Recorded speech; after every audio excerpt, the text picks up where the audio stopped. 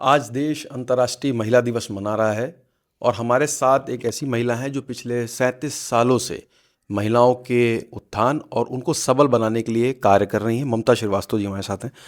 Ma'am, कितने साल हो गए, हालांकि 37 साल मैंने बताया ही है, किस वजह से आपको ऐसी लगा कि महिलाओं के लिए कार्य करना चाहिए?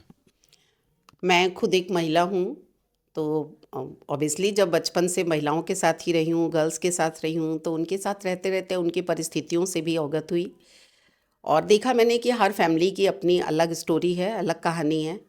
और 37 साल पहले आप सोच सकते हैं कि महिलाओं का स्तर थोड़ा और पीछे चला गया था। आज बहुत कुछ बदल गया है। हम 37 साल से देखते आ रहे हैं। मैं एक शिक्षण संस्थान से जुड़ी हुई हूँ, शिक्षा के क्षेत्र में हूँ, तो बच्चों को शिक्षित करना मेरा कर्तव्य है। और जब पढ़ती थी तभी से अपने साथ की गर्ल्स को, लड़कियों को देखा कि उनकी फैमिली में बहुत भेदभाव होते हैं। लड़के और लड़कियों के लिए बहुत भेदभाव हैं। अगर किसी के घर में 3 बेटियां हो गई तो बेटा होना बहुत ज़रूरी है। ये बहुत अजीब बात है कि आज भी हमारे समाज में बेटे को तवज्जो दी जाती है। तो ऐसी स्थिति में महिलाओं के लिए खड़े होना हर किसी का हक बनता है और मैंने भी वही किया। फिर उसके बाद से पढ़ाई के बाद मैं इंस्टीट्यूशन से जुड़ी, जहाँ पे महिलाओं का ही बहुत सारी, खाली शिक्षिकाएं ही ज़्यादा हैं, पुरुषों की संख्या बहुत कम है। तो वहाँ पे भी हमने देखा कि जिनकी शादी हो गई है उसके बाद भी परेशान हैं, अपनी बात किसी से कह नहीं सकती हैं, चेहरे पे मुस्कुराहट ली हुई हैं लेकिन अंदर से वो परेशान हैं। तो ऐसे लोगों को हम लोगों ने फिर इकट्ठा किया और उनसे बात की और उनकी परेशानियों को दूर करने का ठीक मतलब बीड़ा उठाया कि इनकी प्रॉब्लम्स को सॉल्व करेंगे। और बहुत हद तक किया भी सॉल्व। कोशिश यही की कि फैमिली बनी रहे। जिन लड़कियों की नहीं बन पाती थी फिर उन्हें यही कहा गया कि आप सबल बनिए, आत्मनिर्भर बनिए। आप एक कहीं पे जॉब कर रही हैं, आप खुद पे डिपेंड हैं, इसलिए किसी का अत्याचार मत सहिए। और यही होना, समाज बहुत विस्तृत है और इतने बड़े समाज में ज़रूरी नहीं कि हम बहुत दूर जाएं। हम अपने आसपास देखेंगे तब भी हमें सारी परेशानियां मिल जाएंगी। हर घर में कुछ ना कुछ प्रॉब्लम्स मिलेंगी और अगर हम इन्हीं छोटी छोटी चीज़ों को हर व्यक्ति दूर करे तो समाज में अपने आप ही समाज सुधार हो जाएगा। इसके लिए किसी भी एनजीओ या कहीं जाके काम करने की ज़रूरत नहीं है। हम अपने आसपास देख सकते हैं, लोगों से जानकारी ले सकते हैं और बिना अपना नाम रोश को बताए हुए भी हम वर्क कर सकते हैं और इसी में मैं बिलीव करती हूँ। मैम, 37 साल हो गया आपको इस तरीके से कार्य करते हुए। 37 साल और आज 2025 में कितना परिवर्तन आप देख रही हैं कि महिलाओं के अंदर आया है? खासकर जो आपने कहा कि लड़का ज़रूरी होता है हर घर के लिए, जी। उसमें कितना आपने अब देखा है परिवर्तन हो रहा है पिछले 37 सालों में? हाँ, है, परिवर्तन है, क्योंकि हमारे इंस्टीट्यूशन में बहुत सारे टीचर्स हैं जिनके केवल सिंगल एक बेटी ही है। तो ऐसा नहीं है, परिवर्तन तो आया है। ये परिवर्तन चाहे 50% आया है लेकिन आया तो है, परिवर्तन आया है। जहाँ पहले क्लासेस में गर्ल्स की संख्या बहुत कम होती थी क्योंकि वो सरकारी स्कूलों में पढ़ती थी, घर के बेटे सारे पब्लिक स्कूल में महंगी फीस में पढ़ते थे। लेकिन अब लोगों की सोच बदली है। आज बच्चों की संख्या, लड़कियों की संख्या बढ़ी है और जो उनके अभिभावक हैं उन्हें भी लगा है कि हाँ, लड़कियों को भी पढ़ाना ज़रूरी है। और मेरा मानना है शिक्षित होना तो बहुत ज़रूरी है। एक शिक्षित नारी पूरे समाज का निर्माण कर सकती है क्योंकि वो माँ, बेटी, बहन हर रिश्ते में है। और अगर वो शिक्षित है तो सबल है, और सबल है तो सशक्तिकरण महिला का ला ही सकती है।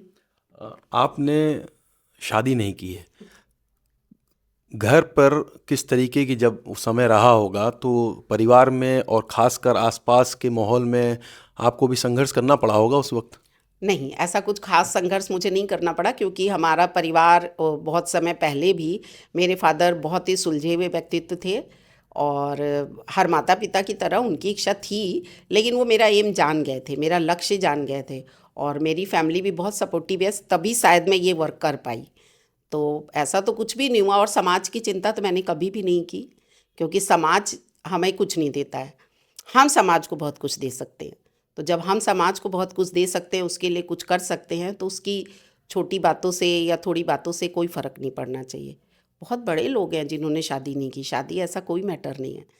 तो बस लक्ष्य था बचपन से ही कि हाँ, हमें एक फैमिली नहीं पूरे समाज को देखना है। एक शिक्षण संस्थान में हूँ, हजारों लाखों बच्चों इन 37 साल में बहुत दूर दूर बैठे हैं, तो उन सब का उद्धार किया है। मैम, इतने सालों में जो आप महिला हैं या लड़कियों की जो आप मदद करती हैं, किस तरीके की दिक्कतें आपने इतने सालों में देखी? ज़्यादातर समस्याएं किस तरीके की आपके सामने आई?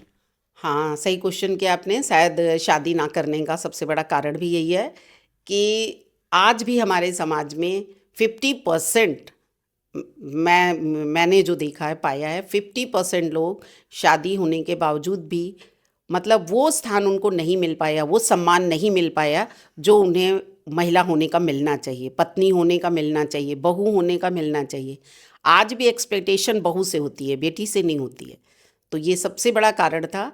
और आज भी मतलब महिलाओं की स्थिति है कि वो शादी को केवल निभा रही हैं। और हैं 50% लोग खुश भी हैं, सुखी भी हैं, लेकिन हमें तो उन 50% लोग, हमें तो 100% सुखी चाहिए, 50% नहीं। तो उसी का प्रयास करते हैं कि वो हमारा जो परसेंटेज है आगे बढ़े और महिलाएं जागरूक हों, पढ़े लिखें, अपने पैरों पे खड़ी हों, तो कल को उनकी शादी सक्सेस हो ना हो, वो अपनी फैमिली को संभाल सके। इसी की जागरूकता जागरूकता के लिए हम खड़े हैं और सभी को जागरूक करते हैं। तो किस तरीके की समस्याएं जो महिलाओं की ज़्यादातर आपने फेस किया होगा लोगों की मदद करने में, ज़्यादातर जो दिक्कतें हैं वो क्या आपके सामने आई? और कोई ऐसी जो घटना हो जो आप बताना चाहें हमारे दर्शकों को? ऐसी अ, घटना ये कि शायद बहुत सारे लोग ऐसे होते हैं जो अपनी लड़कियों को सही शिक्षा नहीं देते हैं। और जब वो सही शिक्षा नहीं देते, चाहे वो संकोच से हो, चाहे कुछ भी हो, बहुत घर में माता पिता बहुत पढ़े लिखे नहीं हैं, उनको लगता है कि बच्चों के सामने ये बात करेंगे तो गलत है।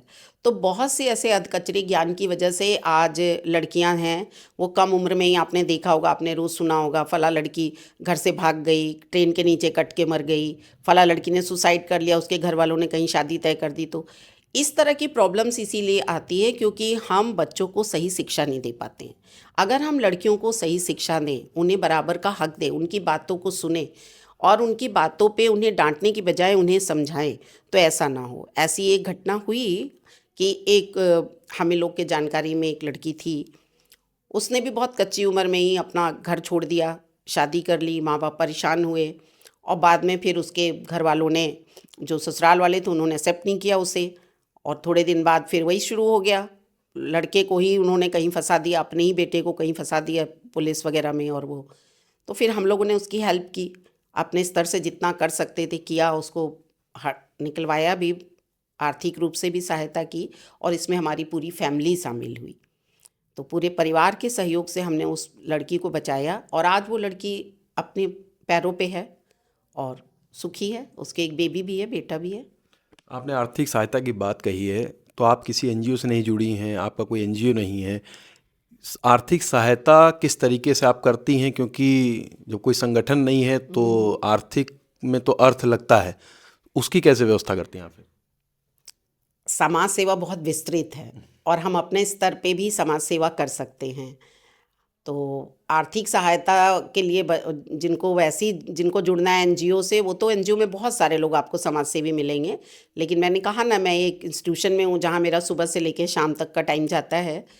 तो जो आर्थिक सहायता है, जो हमारी इनकम है, उसी में से हम कर देते हैं आर्थिक सहायता और उसी से जितना उद्धार हो सकता है कर लेते हैं। मैम, 75 साल हो गए हैं, 75 साल से ज़्यादा हो गया है देश को आज़ाद हुए। अभी आप क्या देखती हैं महिलाओं की स्थिति आज के समय में क्या है? और क्या कहना चाहेंगी कि किस तरीके से महिलाओं को आगे आना चाहिए और सबल बनने के लिए और क्या होना चाहिए? सबसे पहले तो शिक्षित होना, मैं शिक्षा के क्षेत्र से हूँ तो यही कहूँगी, क्योंकि मैं देख रही हूँ। सबसे पहले तो हर महिला को शिक्षित होना बहुत ज़रूरी है और हर माँ बाप से यही कहूँगी कि वो अपनी लड़की को उचित शिक्षा दे, उसको उसकी बातों को सुने, समझे, ताकि वो बच्चा गलत कदम ना उठाए। और जब गलत कदम नहीं उठाएगा, भागेगा नहीं, कुछ नहीं करेगा, तो वो शिक्षित होगी। और शिक्षित होके जब एक महिला पढ़ लिख के अपने पैरों पे खड़ी होती है, तो एक महिला पूरे समाज का निर्माण करती है, एक पूरी फैमिली चलाती है। तो उस पूरी फैमिली का अगर एक महिला मतलब उद्धार कर रही है, तो आपके पूरे समाज का उद्धार हुआ। तो महिलाओं से मैं यही कहना चाहूँगी कि वो बिना समाज से डरे, अगर वो गलत नहीं है तो उन्हें डरना भी नहीं चाहिए, बिना समाज से डरे अपनी शिक्षा पूरी करें, अपने पैरों पे खड़ी हों और अपने आप को सबल बनाएं। असहाय और अबला का समय अब नहीं रहा, अब सबल और महिला सशक्तिकरण का समय है। तो सबल बने और सशक्तिकरण बनाए रखें। बहुत बहुत शुक्रिया। तो आपने सुना ममता श्रीवास्तव जी को, जिनका कहना है कि महिलाओं को सबल बनना चाहिए, और चूंकि राष्ट्र निर्माण में महिलाओं का योगदान सबसे बड़ा है, तो इसीलिए महिला सबल बने और आत्मनिर्भर भारत में वो स्वयं आत्मनिर्भर बने। जितेश अवस्थी, संवाद लाइव के लिए।